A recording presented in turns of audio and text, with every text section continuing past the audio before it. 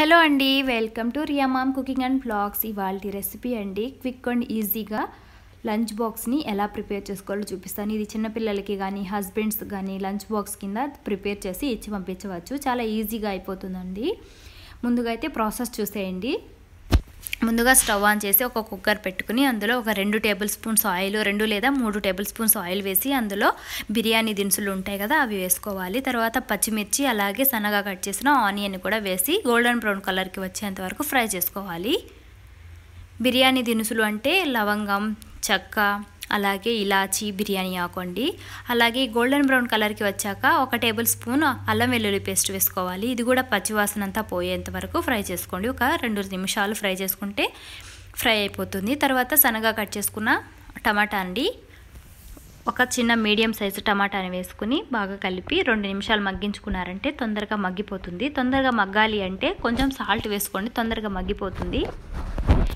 తర్వాత ముందుగానే నేను ఇక్కడ బియ్యంని నానబెట్టుకుని ఉన్నాను. బాస్మతి రైస్తో చేస్తున్నాను. సో మీరు ఏ రైస్ అయినా సరే మినిమం ఒక 30 మినిట్స్ అయినా నానబెట్టుకోవాలి. తర్వాత పసుపు, హోమ్మేడ్ గరం మసాలా, అలాగే కారం, తగినంత ఉప్పు వేసుకొని ఒకసారి కలుపుకోవాలి.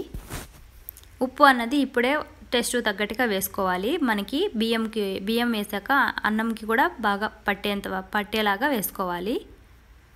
సో ఒకసారి కలిపి ఇందులోనే కొత్తిమీర అలాగే పుదీనా అండి. పుదీనా వేయడం వల్ల ఈ రైస్కి మంచి ఫ్లేవరు అలాగే టేస్ట్ వస్తుందండి. సో పుదీనా కంపల్సరీ ఉంటే వేసుకోండి.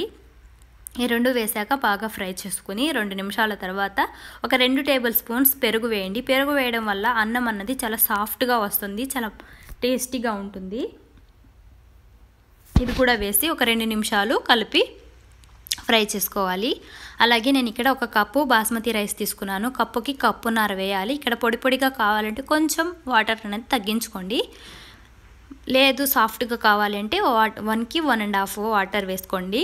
సో వాటర్ వేసాక ఈ వాటర్ అనేది బాగా మరగాలండి. మరగక ముందే కానీ వేసారంటే బాస్మతి రైస్ ముద్దైపోతుంది. సో మనకి పొడి పొడిగా రాదు, సంగటి అయిపోతుంది. బాగా మరిగిన తర్వాతే బియ్యంని యాడ్ చేసుకోవాలి. ఈ బియ్యం వేసాక ఒకసారి సాల్ట్ని చెక్ చేసుకోవాలి. సాల్ట్ సరిపోకపోతే ఈ టైంలో వేసుకోండి. సో రైస్కు కూడా బాగా పడుతుంది. క్లోజ్ చేసి కుక్కర్ని హై ఫ్లేమ్లో ఒక విజిల్ రానిచ్చుకోండి. తర్వాత ఒక 15 మినిట్స్ అలాగే వదిలేసేయండి. 15 మినిట్స్ తర్వాత ఓపెన్ చేసి చూస్తే మనకి ఈ రైస్ అన్నది రెడీ అయిపోయి ఉంటుందండి. అంతే అండి, సింపుల్ అండ్ ఈజీగా అంతా ఒక 20 మినిట్స్లో ఈ రైస్ అన్నది రెడీ అయిపోతుంది. సో రైతాతో సర్వ్ చేసుకుని తింటే చాలా బాగుంటుందండి. ఇంకా ఎలాంటి కర్రీస్ కూడా ఏమీ అవసరం లేదు. చూసారు కదా, quick and easy lunch box recipe ready అయిపోయింది. నచ్చితే లైక్ చేయండి, షేర్ చేయండి అండ్ సబ్స్క్రైబ్ చేసుకోండి. Thank you friends, take care, bye.